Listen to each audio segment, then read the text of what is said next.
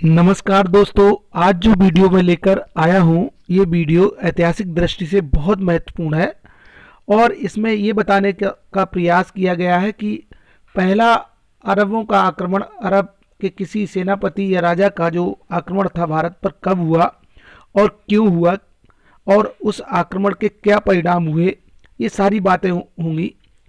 तो साथियों, अरब ने जो पहला आक्रमण किया वो क्यों किया, इसके अलग अलग कारण मानते हैं। पहला जो कारण था वह था कि अरबों में धार्मिक भावना बहुत ज़्यादा थी और वो इस्लाम को दूर दूर तक फैलाना चाहते थे।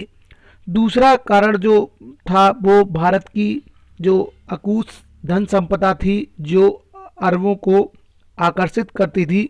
तीसरा कारण था समुद्री डाकुओं ने खलीफा और हज्जाज दोनों का जो वहाँ के जहाज थे, उन्हें जो बिजनेस करते थे, उनको लूट लिया था और इसका हर्जाना राजा दाहिर से वो चाह रहे थे, जो सिंध का राजा था। तो ये तीन महत्वपूर्ण कारण थे। इसमें राजा दाहिर ने मना कर दिया था हर्जाना भरने के लिए। तो इसके बाद वहाँ के जो सूबेदार थे, खलीफा थे, उन्होंने अपने सेनापति और भतीजे मोहम्मद बिन कासिम को एक बड़ी सेना के साथ सिंध पर आक्रमण करने के लिए भेजा।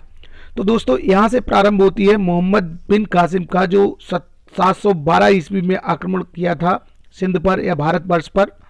मकरान से मोहम्मद बिन कासिम ने देवल के लिए प्रस्थान किया। रास्ते में जाट और मेद लोग राजा दाहिर के विरुद्ध उसके साथ हो लिए। 712 ईस्वी में ठंड के मौसम में वह देवल के बंदरगाह पर पहुंचा और उसे घेर लिया। राजा दाहिर का भतीजा इस शहर का प्रशासक था। उसने अरब की सेना का कड़ा मुकाबला किया, परंतु उसे पराजय का सामना करना पड़ा।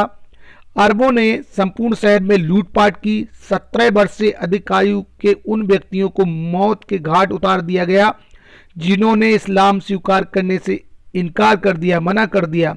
देवल पर अधिकार करने के बाद मोहम्मद बिन कासिम सिंध नदी को पार कर आगे बढ़ा। रावर नामक स्थान पर राजा दाहिर ने मोहम्मद बिन कासिम की सेना का जमकर मुकाबला किया, पर हाथी पर सवार होकर सेना का नेतृत्व करने वाला राजा और उसकी सेना अरबी सेना पर भारी पड़ रही थी। पर अचानक उसका हाथी घायल हो गया और उसी की सेना की ओर मुड़ गया। दाहिर की सेना के अनेक सैनिकों को उसी हाथी ने घायल कर दिया और मार भी दिया, लेकिन दाहिर ने हिम्मत नहीं हारी। वह घोड़े पर सवार होकर लड़ने लगा। जब सेना ने देखा कि उनका सेनापति अर्थात राजा अपनी सेना पर नहीं है, तो उसकी हिम्मत टूट गई और सेना में भगदड़ मच गई। इस कारण राजा हार गया और युद्ध क्षेत्र में ही मारा गया। दाहिर की पत्नी पानीबाई ने हार नहीं मानी और रावर के किले से अरबों का डटकर मुकाबला किया। जब उन्होंने देखा कि अब और अधिक प्रतिरोध संभव नहीं है, तो उसने अपनी सखियों के साथ जौहर कर लिया और भारतीय इतिहास का एक महत्वपूर्ण जौहर है जो दाहिर की पत्नी पानीबाई के द्वारा किया गया। मोहम्मद बिन कासिम ने यहाँ भी खूब लूटपाट की। इसके बाद उसने ब्राह्मणाबाद पर कब्जा किया। यह दाहिर का पुत्र जयसिंह सूबेदार था। उसने भी मोहम्मद बिन कासिम का कड़ा प्रतिरोध किया। यद्यपि राजा दाहिर की दूसरी पत्नी रानी लाड़ो ने मोहम्मद बिन कासिम का साथ दिया था। रानी लाड़ी के बारे में कहा जाता है कि उसने मोहम्मद बिन कासिम के साथ विवाह भी कर लिया था। ब्राह्मणाबाद से अपार संपत्ति के साथ साथ उसके हाथ राजा दाहिर की दो पुत्रियां सूर्या देवी और परमल देवी भी लगी, जो बाद में उसकी मौत का कारण बनी। इस विजय ने मोहम्मद बिन कासिम की प्रसिद्धि चारों तरफ फैला दी। इसके बाद अरोड़ पर अधिकार कर लिया उसने। इस प्रकार तक उसने सिंध के अधिकांश भाग पर अधिकार कर लिया। संपूर्ण सिंध पर कब्जा करने के लिए उसे केवल अब एक जो शहर था मुख्य मुल्तान, उस पर अधिकार करना शेष था। मुल्तान इतना संपन्न था कि उसको लैंड ऑफ गोल्ड कहा जाता था। मुल्तान बहुत संपन्न स्थान। इसी कारण मोहम्मद बिन कासिम मुल्तान की ओर आकर्षित हुआ और इसे जीत कर संपूर्ण सिंध पर अधिकार कर लिया। कुछ लोगों का मानना है कि सिंध पर विजय प्राप्त करने के बाद कासिम ने शेष भारत को भी जीतने का प्रयास किया और 1000 घुड़सवारों की सेना आबू हाकिम के नेतृत्व में कन्नौज पर विजय प्राप्त करने के लिए भेजी थी।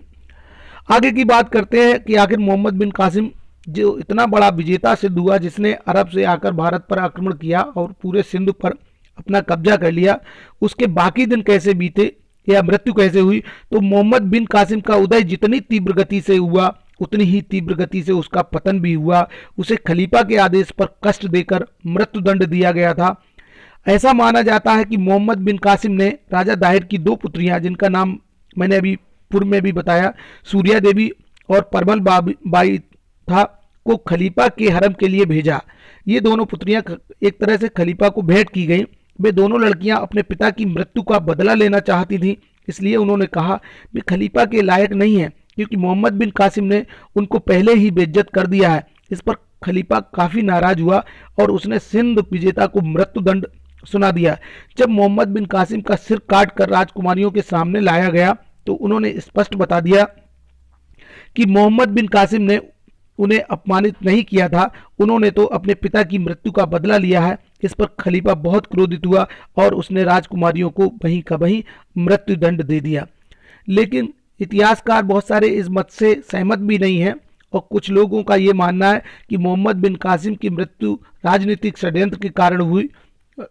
ऐसे लोगों का मानना है खलीफा दरबार में दो दल थे, एक दल तो हज्जाज एवं उसके रिश्तेदारों के पक्ष में था और दूसरा इनके विरोध में था। हज्जाज विरोधी दल ने खलीफा के कान भर दिए, जिस कारण मोहम्मद बिन कासिम को मौत की सजा मिली। तो दोस्तों, ये जो जानकारी है किस तरह से सिंध पर आक्रमण किया अरबों ने, किस तरह से योजना बनाई, आपको बताई दिए कि तीन प्रमुख कारण थे। पहला धर्म का प्रचार प्रसार, दूसरा हिंदुस्तान पर की अपार धन संपदा जो अरबों को आकर्षित करती थी, और तीसरा कारण जो था खलीफा के जो लोग थे, अरब के व्यवसायी लोग थे, उनको समुद्री डाकुओं ने लूट लिया था और जब लूटा तो उसका हर्जाना उन्होंने राजा दाहिर से मांगा और राजा दाहिर ने ये देने से मना कर दिया। ये तीन प्रमुख कारण थे आक्रमण के। तो दोस्तों, ये थी जानकारी पहले आक्रमण के बारे में, मोहम्मद बिन कासिम ने किस तरह सिंध पर आक्रमण किया और कहां तक कौन कौन से सिंध के जो राज्य थे राज्यपालों को पराजित किया, जीता, और किस तरह से उसकी मृत्यु हुई। मृत्यु के बारे में दो कारण है, एक तो सूर्या देवी और परमाल देवी वाला कारण, और दूसरा ऐसा माना जाता है कि उसके वहीं के दूसरे विरोधी गुट के कारण। कैसी लगी ये जानकारी हमें कमेंट्स बॉक्स में लिखिए। वीडियो देखने के लिए आपका बहुत बहुत धन्यवाद।